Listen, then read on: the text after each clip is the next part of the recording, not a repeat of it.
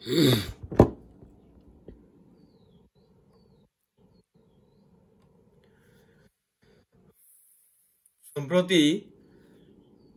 ব্যাংককের বিমস্টেক সম্মেলনের সাইডলাইনে ডক্টর মোহাম্মদ ইউনূস ও নরেন্দ্র মোদীর দ্বিপাক্ষিক বৈঠক অনুষ্ঠিত হয়েছে। এই বৈঠক নিয়ে অনেক শঙ্কা ছিল।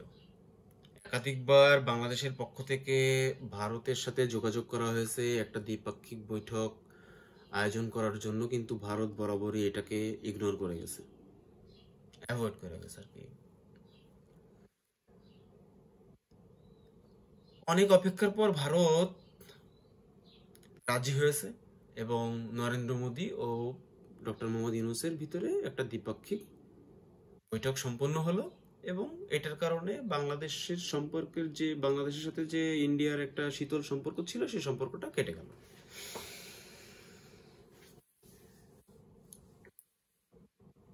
এই বৈঠকটা আসলে অনেক প্রতীক্ষিত ছিল এবং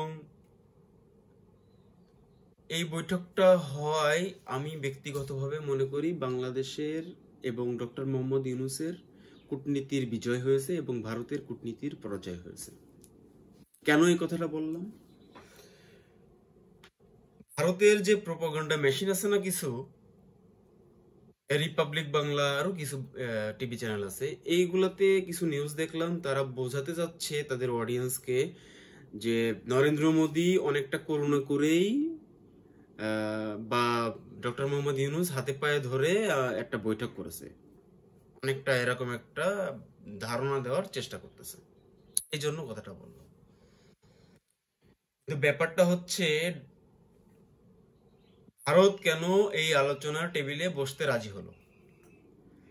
রাজি হলো কারণ বাংলাদেশের প্রধান যে কূটনৈতিক অস্ত্র আছে ভারতের 7 সিস্টার্স, এটার সফল প্রয়োগ করা হয়েছে। এখানে প্রফেসর ডক্টর মোহাম্মদ ইউনূস তার কৌটিল্যের দ্বৈতনীতি প্রয়োগ করেছেন। কৌটিল্যের দ্বৈতনীতি প্রয়োগ বলতে এখানে আমি কি বোঝাচ্ছি? কৌটিল্যের দ্বৈতনীতি বলতে আমি এটাই বোঝাচ্ছি, একদিকে চীনের সাথে বাংলাদেশের ব্যবসা বাণিজ্যের সম্প্রসারণ ঘটতেছে, অন্যদিকে পাকিস্তানের সাথে সম্পর্কের বেশ উন্নতি হয়েছে রিসেন্টলি। এই দুইটা দেশের সাথে বাংলাদেশের সম্পর্ক এখন বেশ উঁচুতে নিয়ে গেছে।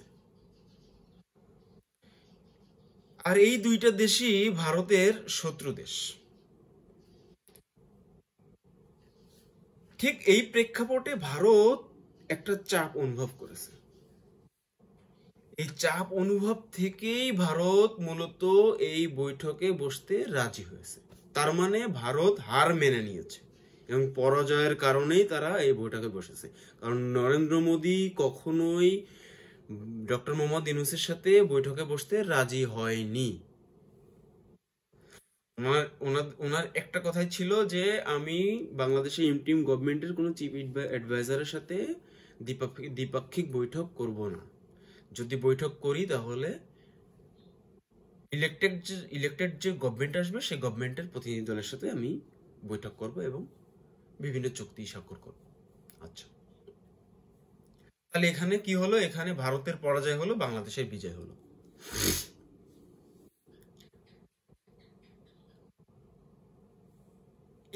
এই যে বৈঠকটা হলো, এই বৈঠকে বাংলাদেশের কি অর্জন হলো এবং ভারতের কি অর্জন হলো?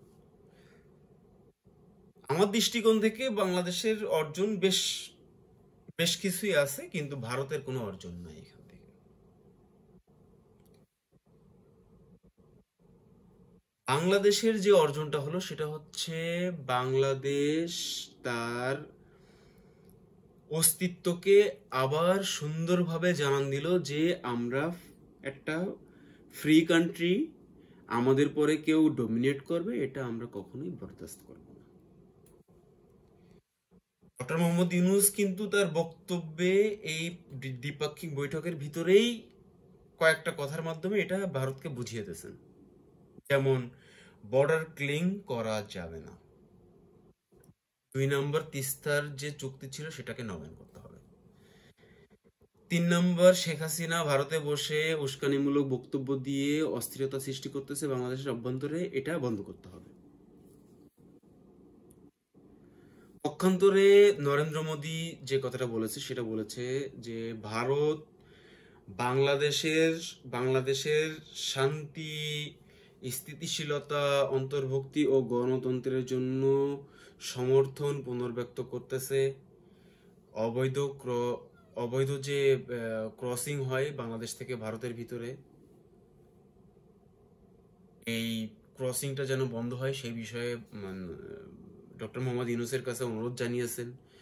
এবং বাংলাদেশে হিন্দু ও অন্যান্য সংখ্যালঘু সম্প্রদায়ের লোকের উপরে কথিত ভারতীয় প্রোপাগান্ডা মেশিন অনুযায়ী কথিত যে নির্যাতন হয় সেটা বন্ধ করতে বলেছেন।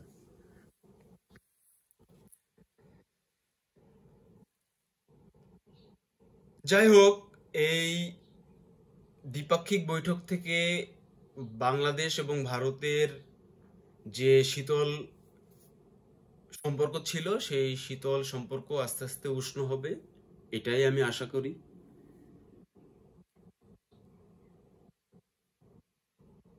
এবং ভারত এই বৈঠকের মাধ্যমে শেখ হাসিনার রাজনৈতিক ক্যারিয়ারের ইতি ঘটিয়ে দিল। যদিও এটা অনেকের মানতে কষ্ট হবে, তারপরও এটাই সত্য। এই বৈঠকের মাধ্যমে শেখ হাসিনার রাজনৈতিক ক্যারিয়ারের ইতি ঘটে গেছে। উনি আর কখনোই রাজনীতিতে ব্যাক করতে পারবে না। যদিও রাজনীতিতে শেষ বলে কিছুই নাই। সবাই ভালো থাকবেন। আল্লাহ হাফেজ।